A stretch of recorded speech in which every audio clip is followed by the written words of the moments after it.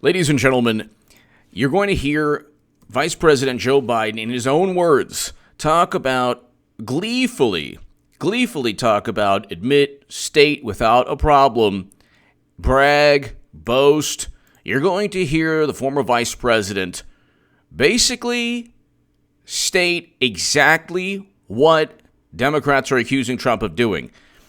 He withheld on behalf of the United States of America, and he even said, hey, you want to go and call up the president? He basically stated, I speak on behalf of the president. He told the Ukrainian leaders in 2016, if you don't do what I'm demanding, if you don't let a prosecutor go, coincidentally, the same prosecutor that was actually looking into his son's a corporation that his son was working at,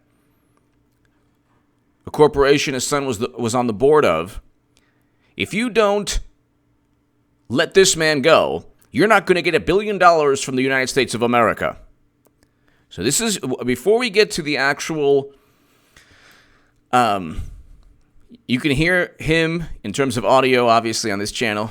But check out H.A. Goodman's other channel after this. I have a great segment. But you can hear him say the words that I'm reading right now. But also, it's not just The Hill and John Solomon, who's an amazing journalist. The Washington Post, as Vice President Biden said Ukraine should increase gas production. Then his son got a job with the Ukrainian gas company. Even the Washington Post, as the son of the Vice President, Hunter Biden was not required to disclose anything about his job or income, even if it posted potential conflict. Under the law, only dealings of an official office holder or spouse must be disclosed, leaving conflicts with children and other family members potentially unknown. In this case, it is known. From the moment Hunter Biden took his job in 2014, Republicans have said it presented a conflict of interest. Not just Republicans. It's an obvious conflict of interest. Now, the conflict of interest exists whether or not there are laws in the books. Just like there was a conflict of interest with Andrew McCabe's wife receiving close to $700,000 from Terry McAuliffe and Democratic PACs. Obviously, it's going to influence what will then become the acting deputy director of the FBI. It just so happens that Clinton was given a free pass, and Trump, they investigated even though there was no evidence really to investigate. So that was not just a coincidence. It happened to be linked to a money transfer. There was a money transfer from Terry McAuliffe, Democratic PACs, and Clinton allies to Andrew McCabe's spouse. And they dealt with Clinton with kid gloves, and with Trump, they went after him. Everyone, Andrew McCabe was a part of setting up Michael Flynn, Papadopoulos, utilizing a dossier, sending Strzok to London. We can go on forever. He'll get indicted shortly. And then there's a money transfer from Uranium One officials and the top executives to the Clinton Foundation. And then miraculously, 20% of U.S. uranium capacity is sold to the Kremlin. And this is while Bill Clinton met with Vladimir Putin at his home to speak about golf, Brexit, and grandchildren, maybe. All, of course, miraculously, everything's a coincidence with Democrats. There's never a conflict of interest. And there's always money flows, too. $500,000 speaking arrangement for Bill Clinton. Money from Uranium One into the Clinton Foundation. And you want to talk about a whistleblower, there was an actual person, William D. Campbell, who stated that Russian lobbyists were bragging about their influence over the Clinton Foundation and President Obama's administration. William D. Campbell, represented in court by Victoria Tenzing, represented as he was giving testimony to congressional committees, to numerous congressional committees. And now you have this issue right here, and we'll read And then you'll hear Biden. This is Joe Biden's 2020 Ukrainian nightmare. John Solomon, April 1st, 2019. A closed probe is revived. 2 years after leaving office, Joe Biden couldn't resist the temptation last year to brag to an audience of foreign policy specialists about the time as vice president he strong-armed Ukraine into firing its top prosecutor. In his own words, with video cameras rolling, Biden described how he threatened Ukrainian President Petro Poroshenko in March 2016 that the Obama administration would pull $1 billion in loan guarantees, sending the former Soviet republic towards insolvency if it didn't immediately fire Prosecutor General Viktor Shokin. I said, you're not getting the billion. This is him, and you're going to hear him in a second. Quote, I said, you're not getting the billion. I'm going to be leaving here in, I think it was about 6 hours. I looked at them and said, I'm leaving in 6 hours. If the prosecutor is not fired, you're not getting the money. Biden recalled telling Poroshenko, well, he got fired. And they put in place someone who was solid at the time. Well, there you go. This is exactly what they're accusing Trump of doing. Exactly what they're accusing Trump of doing. And here is the actual admission right here. I remember going over convincing our team, or others, to convincing us that we should be providing for loan guarantees. And I went over, I guess, the 12th, 13th time to Kyiv, and I was supposed to announce that there was another $1 billion loan guarantee. And I had gotten a commitment from Poroshenko and from Yatsenyuk that they would take action against the state prosecutor, and they didn't. I got a commitment that they would take action against the state prosecutor, and they didn't. Why would you want to interfere in the internal affairs of the Ukraine? And then when you don't get your way, you then threaten. This is exactly what they were accusing Trump of doing. It's unbelievable. Everything they accused Trump of doing, they're the ones who did. But let's continue. So they said they were walking out to press conference. I said, no, we're not going to give you the $1 billion. They said, you have no authority. You're not the president. The president said. I said, call him. Call him. Ha ha ha ha ha. Oh yeah, call him. We're not going to give you the $1 billion. Call him. And then $1 billion. I said, you're not getting the $1 billion. I'm going to be leaving here. And I think it was, 6 hours? I said, I'm leaving in 6 hours. If the prosecutor's not fired, you're not getting the money.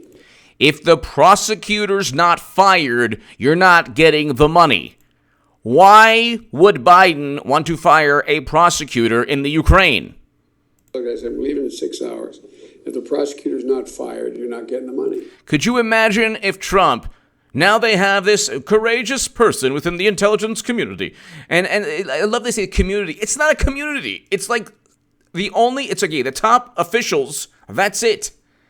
And it's the middle managers or the deputy officials, the people under the top officials who are perhaps loyal to the Democratic Party, or Clapper, or Brennan, or Strzok, or I should say Comey, or an establishment thought process that it just happens to always side with Clinton when she has top secret and special access program intelligence outside of the United States government. I mean, it's unbelievable how you have a person who can get away with anything, virtually anything. She's running again, yes. And the damage to national security, especially in terms of intelligence, the entire planet, according to Michael Hayden, has Clinton's emails, the top secret and special access program intelligence included. You're talking about Microsoft Exchange software being utilized to run servers outside of the United States government. So all of this stuff is to cover up for actual crimes. Then Comey said, well, she didn't mean to do it. There was no intent. Of course there was intent. Why do you utilize servers? So the U.S. government, the people, and apparently the intelligence, get this, the intelligence community, right, didn't know that Clinton was using those servers. Why? Because they had to actually retroactively classify thousands of emails.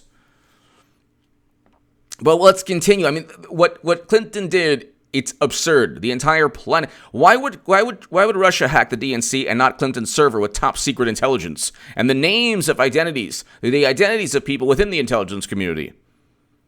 That was also on Clinton's servers. And if Russia hacked Clinton's campaign emails, one of them, Cheryl Mills, that email says, "Oh, the President Obama knows that she doesn't have a state.gov." And I wrote about that in the Daily Caller. That alone should have prevented Cheryl Mills from the attorney-client privilege she received. But anyway, let's continue. Well, got fired. And they put in place someone who was solid. They put in place someone who was solid. My God. My God. So you have a situation where Biden is literally bragging and boasting, very proud of exactly what they accused Trump of doing. But because it's President Trump, the absurd narratives, you meddled in the election. It's like, no.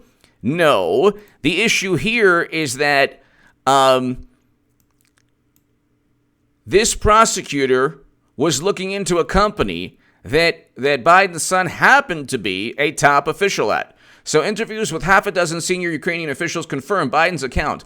Though they claimed the pressure was applied over several months in late 2015 and early 2016, not just 6 hours, one traumatic day. Whatever the case, Poroshenko and Ukraine's parliament obliged by ending Shokin's tenure as prosecutor. Shokin was facing steep criticism in Ukraine and among some U.S. officials for not bringing enough corruption prosecutions when he was fired. Are you kidding me?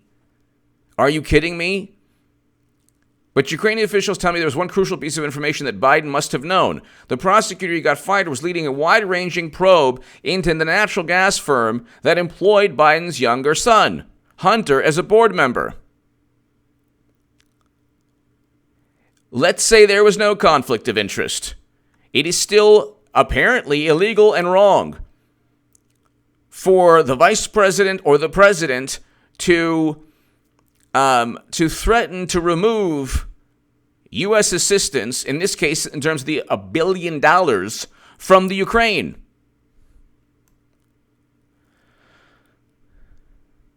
But apparently that's okay. Apparently that's okay if it's Joe Biden doing the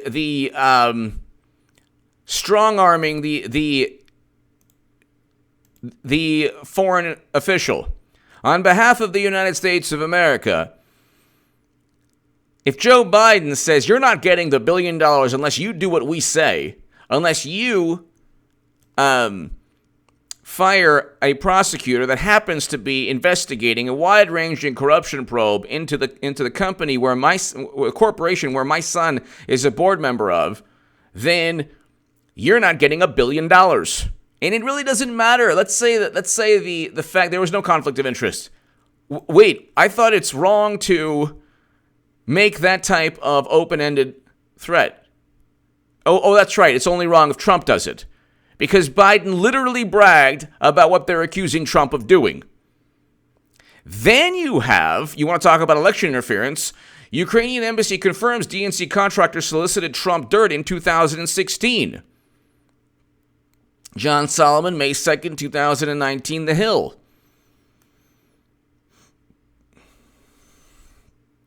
In its most detailed account yet, the Ukrainian embassy in Washington says a Democratic National Committee insider during the 2016 election solicited dirt on Donald Trump's campaign chairman and even tried to enlist the country's president to help. In written answers to questions, Ambassador Valerie Chaley's office says... Valerie Chaley's office says DNC contractor Alexandra Chalupa sought information from the Ukrainian government on Paul Manafort's dealing inside the country in hopes of forcing the issue before Congress. Then there was eventually a ledger. Then you had Clinton operatives linked to a ledger that was utilized against Manafort. They have a ledger, there's a dossier with Trump, there's memos. Oh my God, they love stationery. If it's written on some kind of parchment, you better believe that they're gonna. But only if it's a Clinton dossier that says that Uranian One officials were trying to bribe Clinton or anyone else. Oh my God, no, you can't do that. No. Are you kidding? No.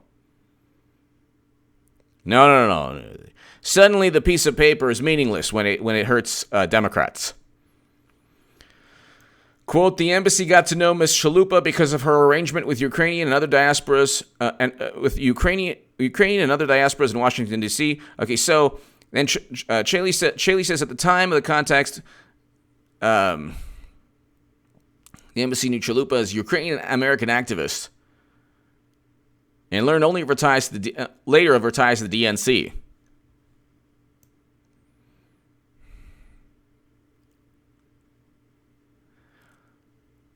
All ideas floated by Alexandra were related to approaching a member of Congress for the purpose of initiating hearings on Paul Manafort or letting an investigative journalist ask Mr. President Poroshenko a question about Mr. Manafort during his public talk in Washington, D.C. An investigative journalist. Really?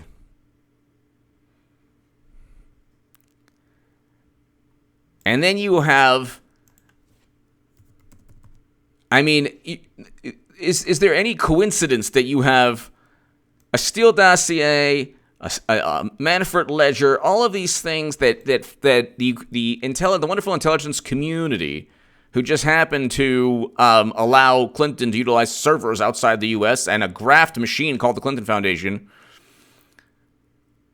Isn't it interesting how there's never any urgent concern taking place with the Clintons? But it's always an urgent concern. So you have a situation, ladies and gentlemen, where they literally